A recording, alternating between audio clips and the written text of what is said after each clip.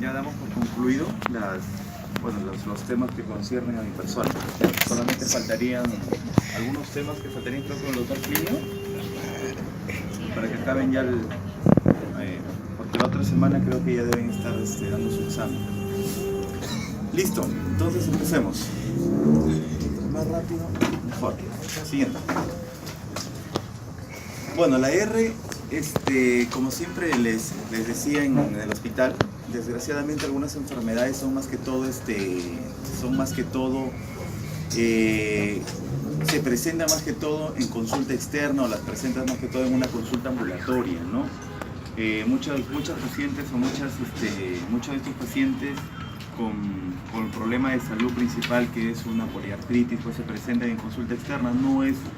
No es casi candidatos a tener una presentación ya sea por emergencia, ¿no? Salvo que sea una enfermedad autoinmune sistémica, alguna descompensación, o la misma R que tenga alguna descompensación sistémica, ¿no? Como vamos a ver más adelante.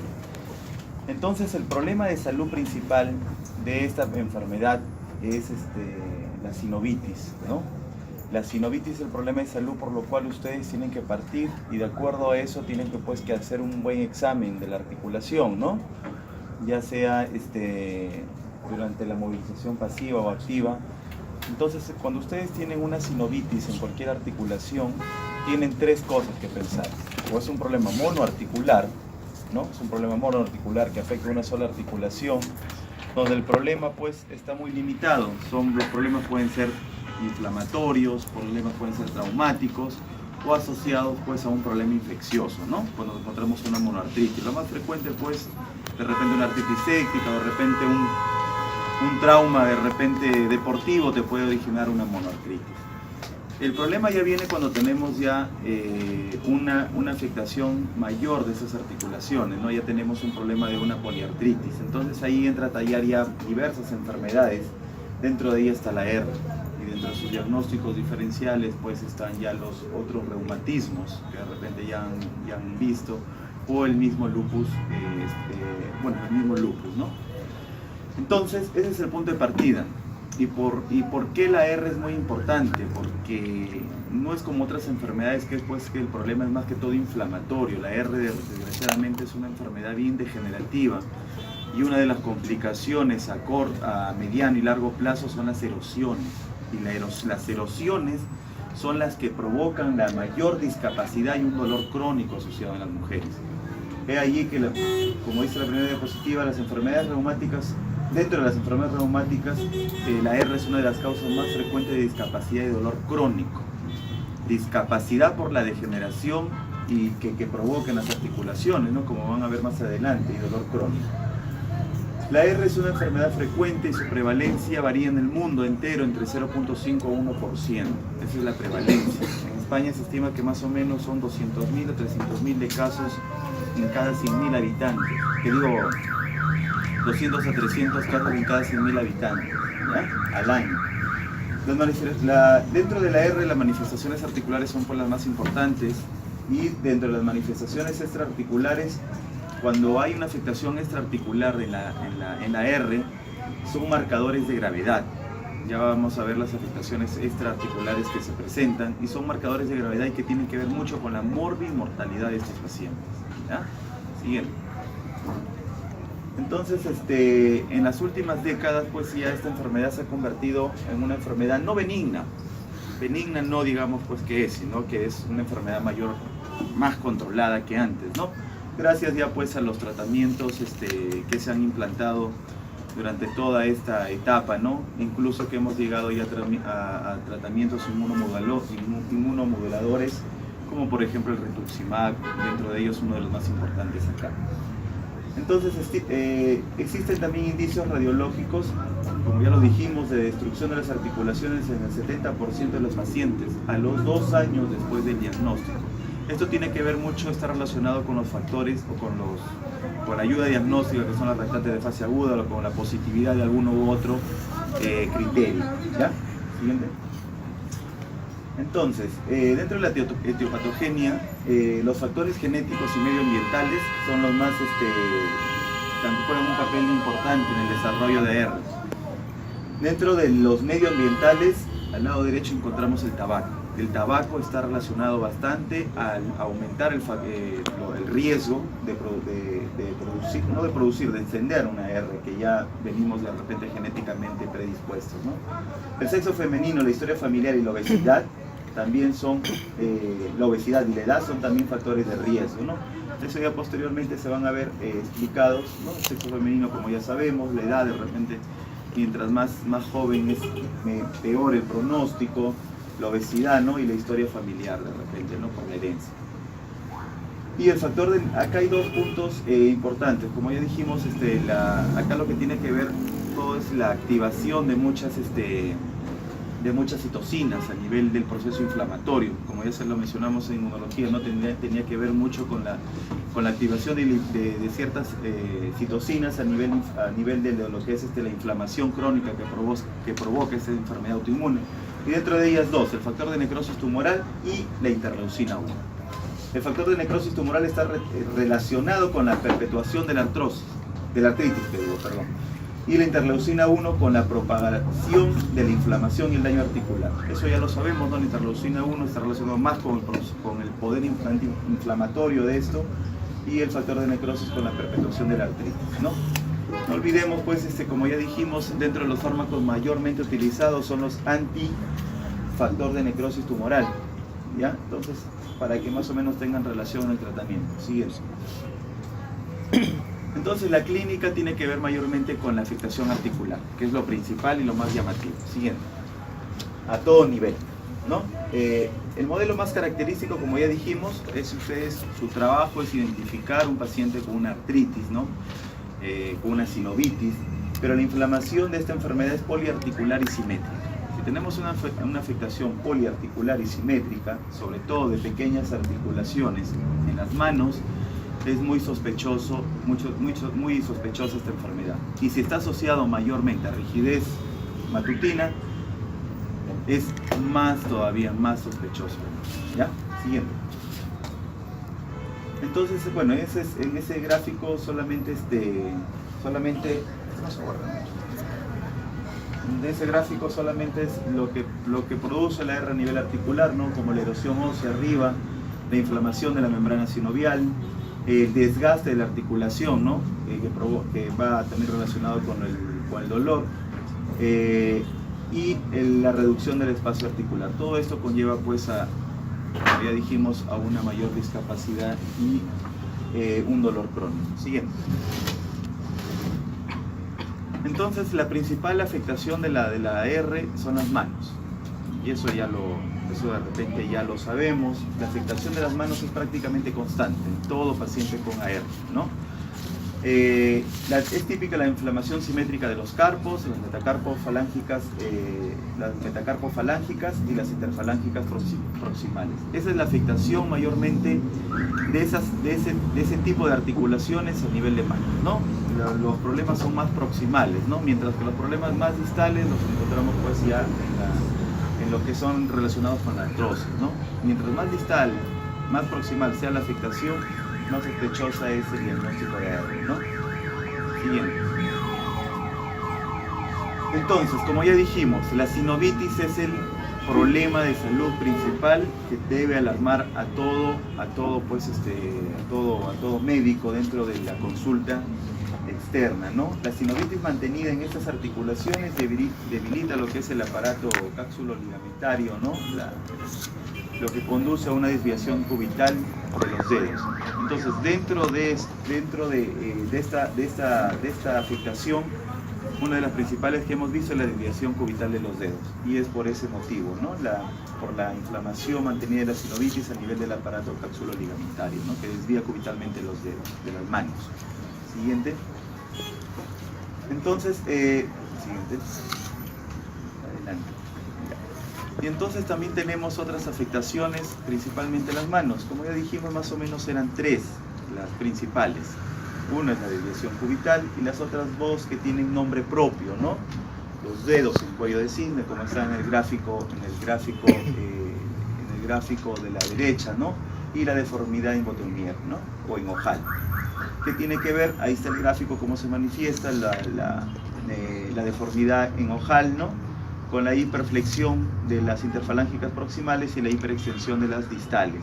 Y la deformidad en cuellos de cisne es al revés, ¿no? Es al revés, la hiperextensión proximal con la hiperflexión distal. Entonces esas tres afectaciones son las principales que vemos en la R, ¿ya? Siguiente. Una anterior. También se mencionan que la deformidad en Z, como vemos el gráfico de la derecha, de la manito a la derecha, el pulgar se hace como una Z, también es otra afectación, que no es tan frecuente, pero sí también es posible encontrar. Siguiente. Entonces, dentro de la afectación, pues, la principal afectación son las manos, articularmente, ¿no? Pero también hay otras afectaciones a otros niveles articulares. Y dentro del componente axial tenemos que la afectación es la columna cervical, la predilección de afectación de la R, sobre todo a nivel de C1 y C2, ¿ya? Siguiente. Hay otras afectaciones a otros niveles, ya a nivel sea de rodilla, a nivel de codos, a nivel también de otras zonas de tobillos, etc. Es decir, la afectación es general o sistémica, ¿no? Sistémica, pero mayormente la afectación, pues como ya hemos dicho, es principalmente en las manos, a nivel de columna axial, a nivel de donde, pero podemos encontrar también afectación de articulaciones más grandes, e incluso dentro de los criterios diagnósticos están pues el nivel de esas articulaciones, ¿no? Podemos encontrarlas a todo nivel, pero mayormente los que nos va a alarmar y nos va a dar de repente una sospecha es la simetría que existe en esta afectación, ¿ya? Siguiente. Entonces, dentro de las manifestaciones extraarticulares tenemos los nódulos reumatoideos, que son los más frecuentes, que es la manifestación extraarticular más frecuente. Tenemos de dos tipos, los nódulos reumatoideos localizados, principalmente los más frecuentes que aparecen a nivel de los codos o en las áreas de presión mayormente, que podemos encontrar muchas veces en el gráfico a la derecha se muestra, los podemos confundir incluso hasta con tofos, ¿no? Entonces más o menos son los nódulos subcutáneos los encontramos a nivel de codos mayormente. También podemos encontrar nódulos reumatoideos a nivel pulmonar, ¿ya? Y cuando encontramos a nivel pulmonar, pues mayormente son asintomáticos, pero juegan un papel pronóstico con la evolución de la R, ¿ya? Siguiente. Dentro de la afectación renal de la R, como es muy diferente a las otras afectaciones que encontramos en otras enfermedades inmunológicas, ¿no? Mayormente las enfermedades inmunológicas están relacionadas con la afectación a nivel renal con una glomerulonefritis rápidamente progresiva, como por ejemplo el LES, ¿no? O de repente alguna otra glomerulonefritis en ese contexto, ¿no? Pero mayormente pues están la membrana proliferativa y la rápidamente progresiva, que son las afectaciones mayormente en las enfermedades inmunológicas. Pero en la R es diferente. La afectación renal es la amiloidosis. ¿Y cómo demuestro yo una amiloidosis? ¿O cómo más o menos sospecho en un paciente de la amiloidosis, ¿no? Uno de repente puedes ver las características del tamaño o la morfología de los riñones. No nos olvidemos que dentro de las enfermedades renales crónicas hay pocas patologías que te producen enfermedad renal crónica con riñones grandes, y dentro de ellas está la amiloidosis, ¿ya? Entonces, pero la característica principal de la amiloidosis es la proteinuria. Entonces, cuando yo tengo un paciente con afectación renal y voy viendo que de repente está afectándose a nivel de tener una proteinuria mayormente más significativa, ¿no? Más de 500, más o menos, ¿no? Entonces ya encontramos, o nuestra sospecha nos debe orientar a una amiloidosis. Pero la amiloidosis también puede afectar otros órganos, y dentro de ellos, por frecuencia, primero lo renal, segundo lo cardíaco y tercero lo neurológico. Siempre amiloidosis relaciónenlo con morfologías grandes, tamaños grandes. A nivel cardíaco te puede producir cardiopatía dilatada, incluso llevarte a una insuficiencia cardíaca, ¿ya? Entonces, ¿cómo hago el diagnóstico de amiloidosis? Eso es fácil, ¿no? Una biopsia a nivel de la cavidad oral, ¿no? O una biopsia, a nivel de la cavidad oral, a nivel de grasa periumbilical. ¿Quién es más específico? Lo de acá, pero lo más frecuente encontrar es a nivel de grasa periumbilical. Pero lo más específico es a nivel de cavidad oral, con la tinción rojo-con. ¿Ya? Siguiente. Siguiente. La anemia es una alteración también frecuente encontrar como toda enfermedad crónica, es una anemia normocítico y normocrómica y que no requiere tratamiento mayormente. Al igual que en la enfermedad renal crónica, no nos equivoquemos, encontrar anemia es frecuente, no requieren tratamiento, salvo que tú encuentres un estado ferropénico dentro de esa enfermedad crónica. Por eso que amerita un estudio. ¿Ya? Siguiente. Las complicaciones cardiológicas, como casi parecido a las demás enfermedades inmunológicas, la pericarditis es la afectación cardiológica más frecuente. ¿Ya? La pericarditis, igual que el lupus, es la afectación cardiológica más frecuente y en segundo lugar es la miocarditis. Pericarditis se relaciona de repente con la evolución hasta con un derrame pericárdico, etcétera, ¿no?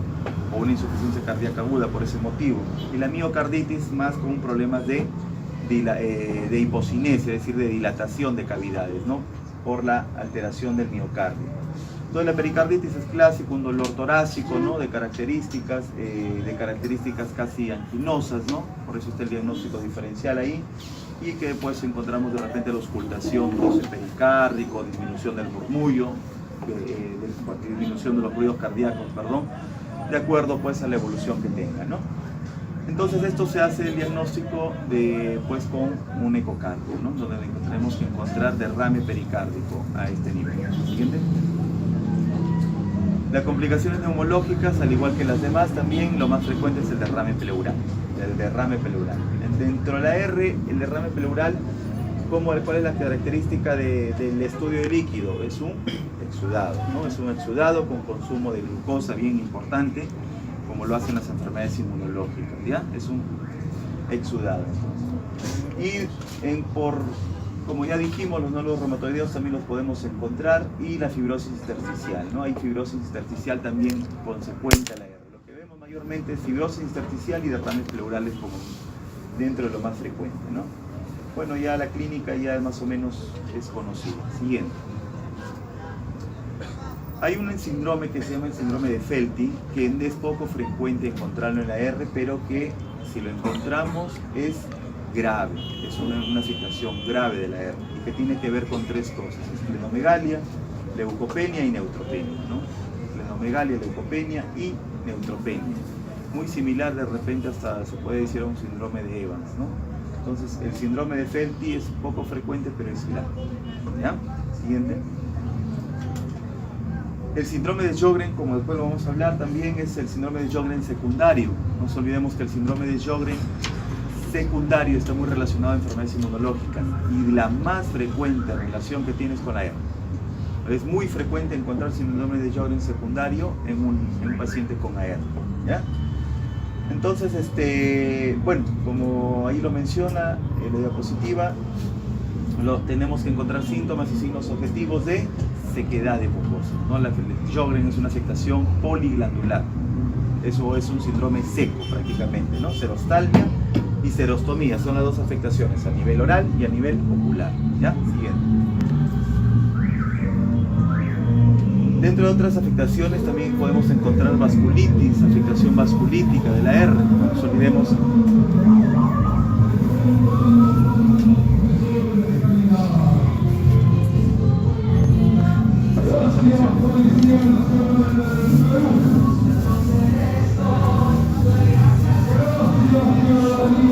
Muchos problemas, muchas enfermedades, ¿no? Dentro de ellos también nos encontramos asociados a enfermedades inmunológicas.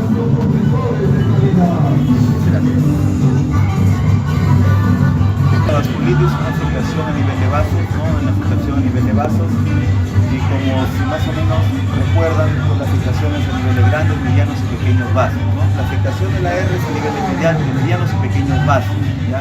Toda enfermedad inmunológica o infecciosa está asociado a afectación de pequeños vasos mayormente, ¿ya?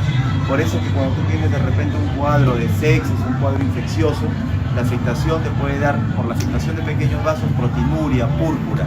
Por eso encontramos en estos pacientes estos signos que nos pueden orientar de repente a una afectación vasculítica. En la R igual, la afectación es de pequeños vasos, podemos encontrar hemorragias en astilla periungueales, púrpura palpable, una poliarteritis nodosa, ¿ya? Listo, siguiente. Marcadores de riesgo son para el desarrollo de vasculitis, pues son el género masculino, el factor reumatoideo, pero eso es en global, lo vamos a ver con los factores pronósticos. Siguiente. Las complicaciones cardiovasculares es que, como toda enfermedad inmunológica, es un proceso inflamatorio crónico. No solamente pues el proceso inflamatorio está regido a la articulación, también es un proceso inflamatorio sistémico. Y si es un proceso inflamatorio sistémico, pues el sistema endotelial no va a estar restringido acá, ¿no? Por eso que una de las complicaciones es acelerar la arteriosclerosis en estos pacientes. Toda enfermedad inmunológica, mayormente, es una complicación muy dable, ¿ya? Siguiente, ¿no? Factores de riesgo, sí. También se ve relacionado un desarrollo de osteoporosis, mayormente por dos motivos, ¿no? Uno que está relacionado a la misma artritis reumatoide, ¿no? Y que ahí vemos algunos factores de riesgo como la edad, la posmenopausia, la actividad de la enfermedad, la capacidad de la enfermedad. Es decir, tenemos pacientes de repente muy discapacitados, con mucha disfunción articular, entonces eso crea un factor de riesgo para el desarrollo de osteoporosis. Pero lo principal está relacionado al uso del tratamiento crónico de corticoides, que está relacionado a esta enfermedad, ¿no? Siguiente.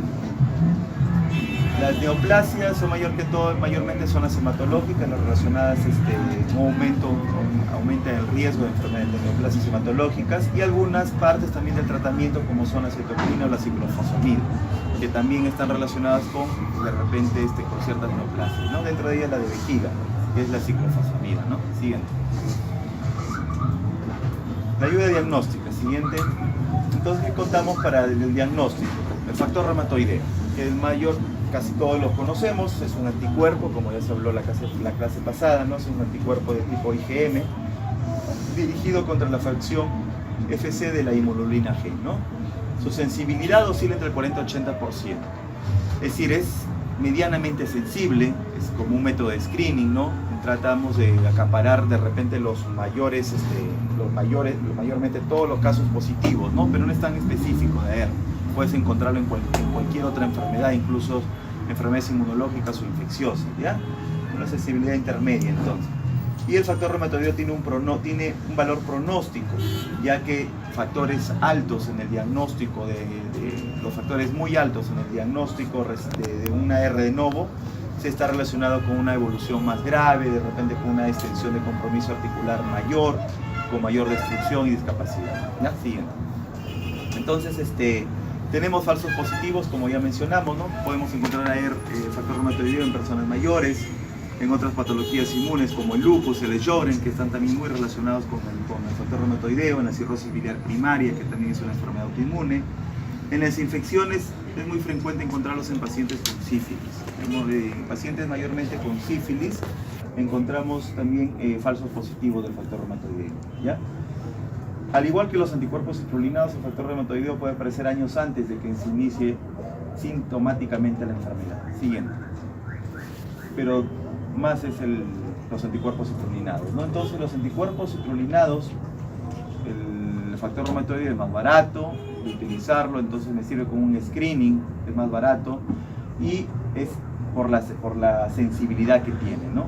Pero los anticuerpos citrulinados, pues, lo que más importante es la especificidad, que es del 63 al 100%. Yo tengo un anticuerpo citrulinado positivo, es prácticamente, aunque la paciente esté asintomática, me va a hacer una R a futuro, ¿no? Si es que no encontrar asintomático. Y la sensibilidad baja mucho más, hasta un 12%, por eso que no es muy sensible. Igual, su aparición puede preceder en años a la enfermedad y está relacionado con el pronóstico evolutivo. Siguiente. Los reactantes de fase aguda también reflejan la presencia de inflamación e intensidad, ¿no? Como ya dijimos, también los reactantes de fase aguda están dentro de las proteínas, ¿no? Dentro de las proteínas que se positivizan ante un problema autoinmune, ¿no? Como proceso inflamatorio. La PCR refleja mejor la fase aguda, mientras que la BCG, la elevación, y la BCG, la combinación de la fase aguda y la crónica, ¿no? Entonces la PCR está más relacionado con la fase aguda de la enfermedad y la BCG con la fase aguda y crónica, ¿ya? Siguiente. Entonces, cuando dijimos de repente algunas dentro de la ayuda diagnóstica, podemos tener de repente una sinovitis con una buena cantidad de derrame articular, ¿no? Y se puede mandar pues a estudio a estos pacientes de ese líquido sinovial, ¿no? Entonces nos encontramos en la R, el líquido sinovial es un cuadro inflamatorio, ¿no? Te da un patrón inflamatorio, ¿no? De 2.000 a 75.000 células, ¿no? Es un patrón inflamatorio entonces, ¿no? Encontramos glóbulos blancos, ese es el rango en el que nos encontramos, se consume glucosa ligeramente, ¿no?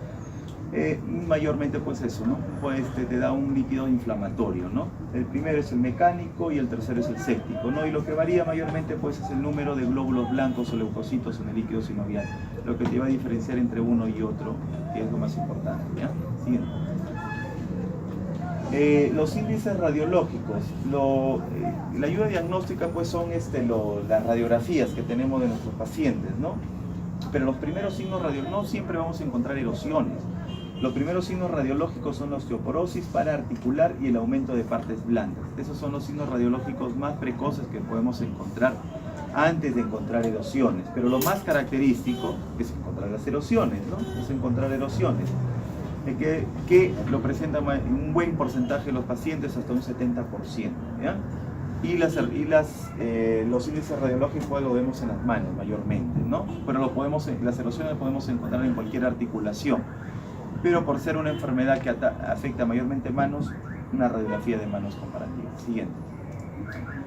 Eso es a nivel radiológico, pero el primer parámetro, como ya les había mencionado, para identificar erosiones o mejormente, por ejemplo, puedo tener una R con no tanto compromiso articular en manos, pero con compromiso articular en hombros. Y es bien difícil que una radiografía me brinde, porque el hombro es una articulación grande donde tenemos varios componentes. Entonces la ecografía juega un papel importante acá. La ecografía puede demostrarme erosiones incluso mucho antes que una radiografía, ¿no? La ecografía permite evaluar sinovitis y detectar erosiones de forma temprana. Si la ecografía es hecha por un buen radiólogo o de repente reumatólogo que hace ecografías, va a haber erosiones en fases tempranas, que de repente en la radiografía ni siquiera se ven, ¿ya? Entonces la ecografía es muy importante para evaluar una articulación grande. Ya no pidamos radiografías porque de nada me sirve, ahí solamente voy a ver hueso, de repente un poco de artrosis, de repente si tengo suerte una erosión, pero la ecografía me va a definir todo, el problema articular o extraarticular, ¿ya? Siguiente. El diagnóstico. En el diagnóstico, como ya lo mencionamos, acá entran a tallar los criterios que fueron, los criterios de clasificación de la EULAR, que es la Asociación Europea de AR, ¿no? Y el Colegio Americano en el 2010. Son los últimos criterios que desplazaron a los criterios del 97, ¿no? Entonces, estos nuevos criterios se han desarrollado fundamentalmente por la falta de sensibilidad que tenían los primeros. No eran muy sensibles, no englobaban muchos pacientes, entonces en la enfermedad precoz, ¿no? Clasifican una R como definida si encontramos más de 6 criterios, ¿no? Pero tenemos que tener sinovitis en al menos una articulación, en ausencia de un diagnóstico que la justifique. Es decir, tengo que tener sinovitis aunque sea en una articulación, grande o pequeña, para yo emplear estos criterios de diagnóstico. Siguiente. Entonces ahí están los 4 grandes grupos, el compromiso articular, eso ya no es memoria, eso ya tenemos dispositivos que los vemos más rápido, ¿no?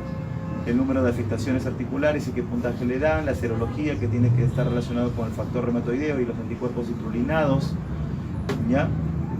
Los reactantes de fase aguda igual, y la duración de los síntomas que es mayor, el punto de corte son 6 semanas. Entonces todo eso entra en una sumatoria, más de 6, eso es un diagnóstico probable, muy probable de agarrar, ¿ya?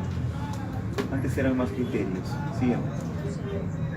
Solamente para tener en cuenta, el punto de partida para la aplicación de esos criterios es la presencia de sinovitis.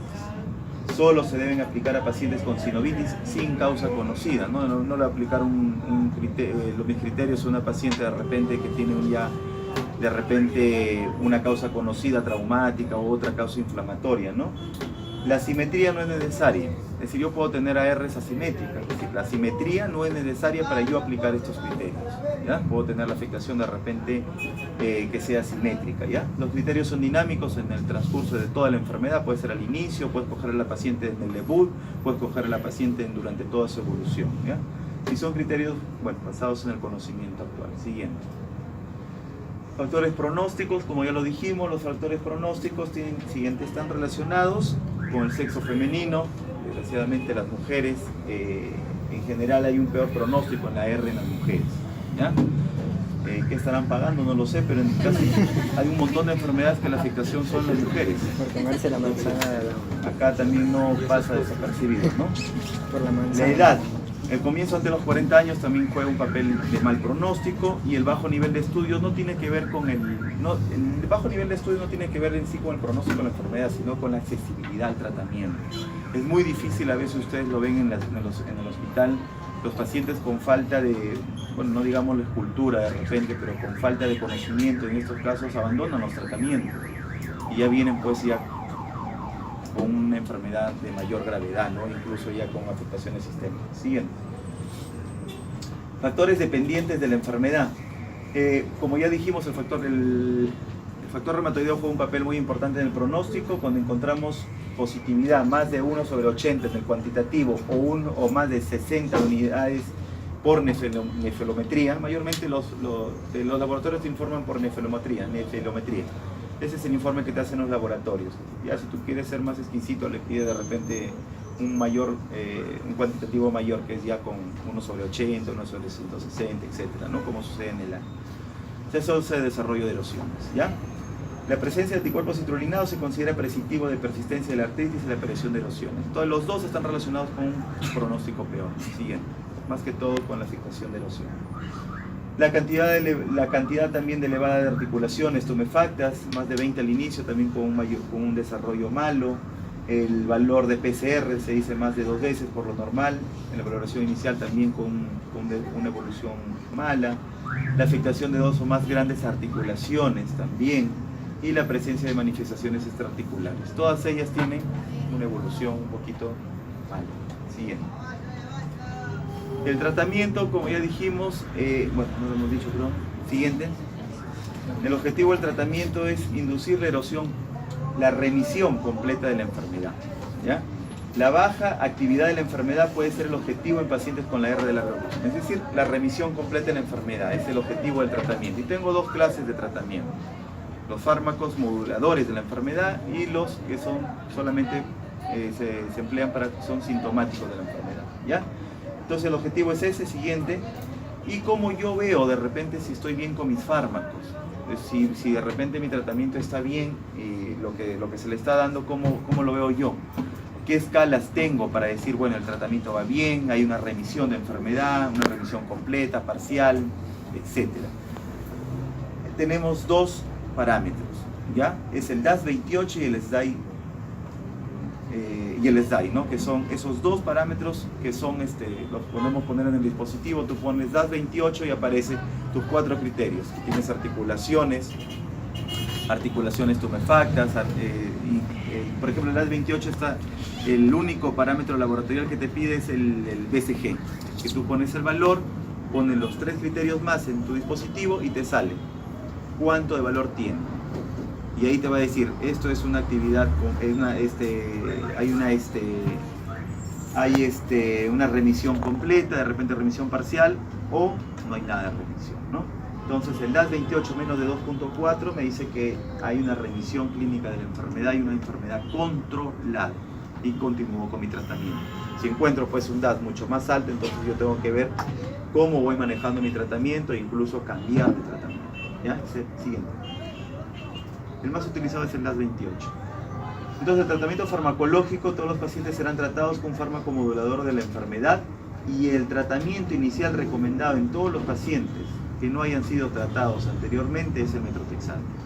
El metrotexate es el pilar del tratamiento acá, No sé, y en el pilar de tratamiento, ¿cuál es? La hidroxicloroquina, no cambia. Los corticoides solamente son coadyuvantes, no son tratamientos modificadores tan importantes como son el metrotexate en la R y la hidroxicloroquina en el S, ¿ya? Por su excelente perfil de eficacia y seguridad. Siguiente. Entonces, la R de inicio sin marcadores de mal pronóstico. Es aceptable el uso inicial de otros fármacos moduladores de enfermedad. De repente puedes utilizar otros fármacos, porque de repente el metrotexate lo que tiene es un poco de mielotoxicidad. Puedes utilizar otros fármacos como son la sulfasalazina, ¿no? Pero mayormente, pues, o antipalúdicos también como la hidroxicloroquina, pero mayormente utiliza metrotexate, ¿ya?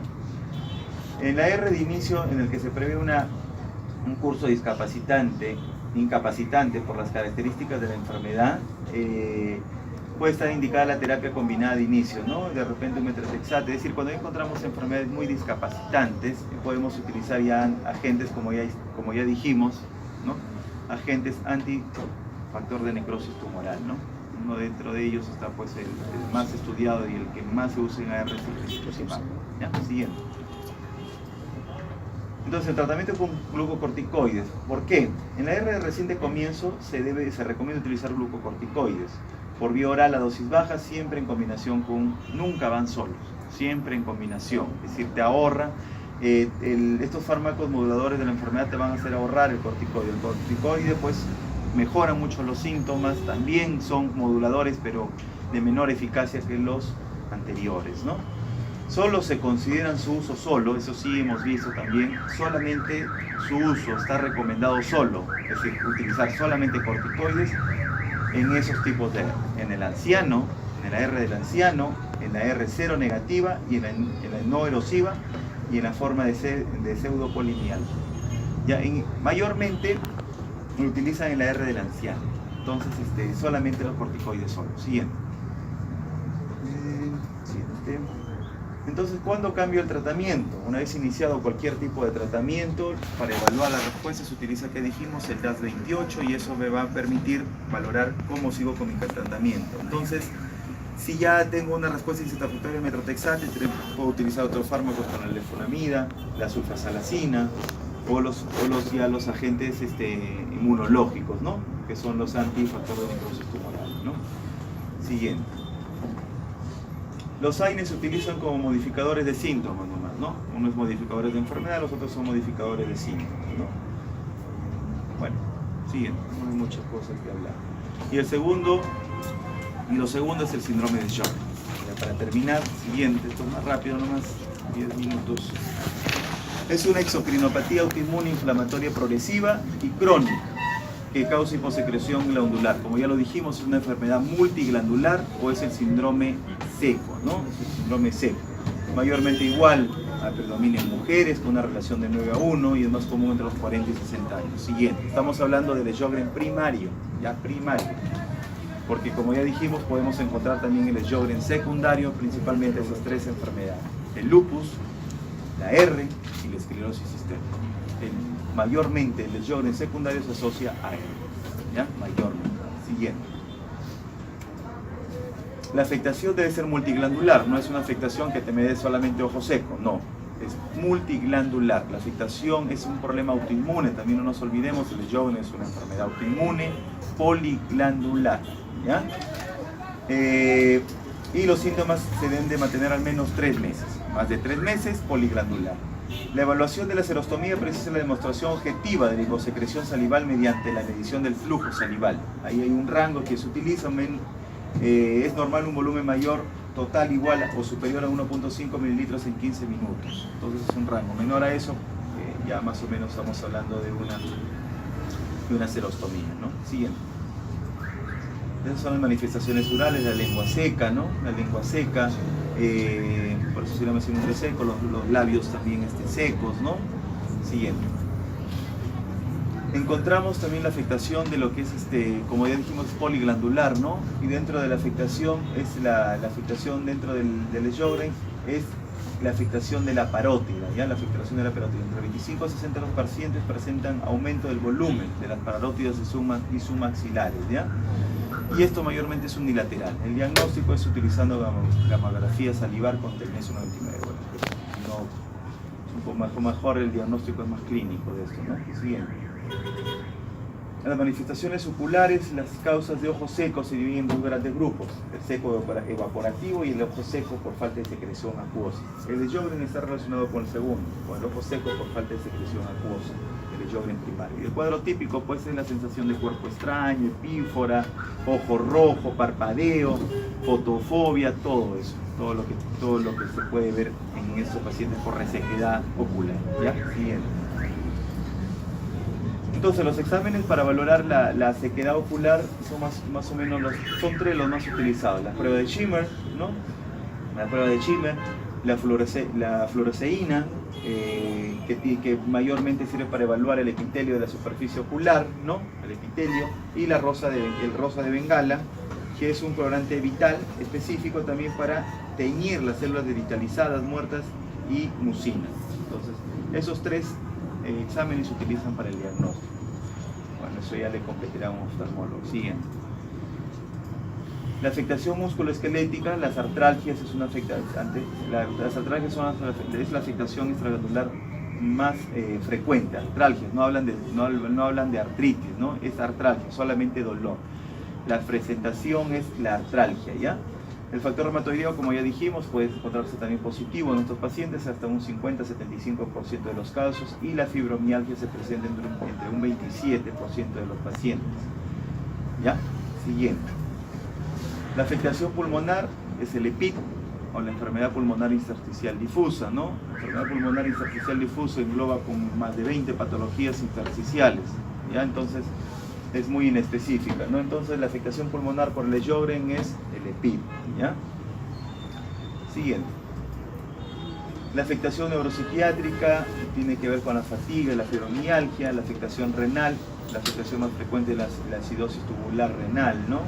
La acidosis tubular, que lo encontramos en un paciente, se encuentra pues su diagnóstico es mediante un AGA, ¿no? Con acidosis metabólica. La afectación gastrointestinal también es frecuente, ¿no? Y mayormente es causa de disfagia. Dentro de ellos el Sjögren es una de las causas también de disfagia, ¿no? Reflujo, disfagia por la resequedad de lo que es a nivel esofágico, ¿no? Siguiente, oral y esofágico. Siguiente. La afectación hematológica, como la anemia, igual como todas las enfermedades crónicas, y la afectación cutánea también puede mostrar sequedad, prurito, queilitis, una dermatitis, hasta incluso una vasculitis, ¿ya? Siguiente. Y el patrón histológico es una vasculitis leucocitoclástica, ¿no? Siguiente. La serología, el 74-80% de los casos se observan el ANA, ¿no? El ANA, como ya de repente ya lo hemos mencionado, el ANA solamente es un anticuerpo que me sirve, es un marcador que me sirve para ver si estoy frente a una enfermedad inmunológica, no es diagnóstico de nada. Solamente veo si la enfermedad es inmunológica. Si yo pienso de repente que tú tengas un problema articular o un problema de repente oligoarticular, poliarticular, y te pido un ANA, si el ANA me sale positivo, me indica que la afectación es una enfermedad inmunológica. Si me sale positivo, échate a buscar, pues puede ser de repente infecciosa, inflamatoria, puede ser inmunológica con ANA negativo, etc. Entonces, para eso ya necesitamos ampliar nuestra historia, ¿no? Entonces, el ANA positivo solamente me dice que estoy frente a eso. Pero los anticuerpos que están muy asociados al Sjögren son los anti-SCA-RO y el anti-SCA-LA.